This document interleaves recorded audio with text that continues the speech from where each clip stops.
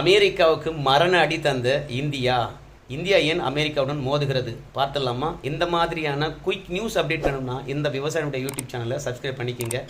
India அமெரிக்காவுக்கு நட்பு நாடாக இருந்தாலும் அமெரிக்காக்காரனுடைய எண்ணமெல்லாம் என்னன்னு கேட்டிங்கன்னா, அவனை தாண்டி யாரும் வளர்ந்துடக்கூடாது. அதுக்காக பாகிஸ்தானை ஏவி விடுவான், சீனாவை கிளறி விடுவான், வங்கதேசத்தை வம்பிழுத்து விடுவான். ஆக மொத்தத்தில் இந்தியா அவனை தாண்டி வளர்ந்துடக்கூடாது.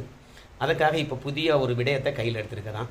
அமெரிக்காவில் மத சுதந்திரம் பற்றி கணக்கிடக்கூடிய ஒரு கமிஷன் இருக்குது. அது இந்தியாவில் சிறுபான்மையினர்களுக்கு பாதுகாப்பு இல்லை, மத சுதந்திரமே கிடையாது, வாழ முடியாத ஒரு நாடாக இருக்குது, வாழ முடியாத நாடுகள் பட்டியலில் இந்தியாவும் சேர்க்கலாம் அப்படின்னு சொல்லிட்டு அறிக்கை விட்டுருக்குது.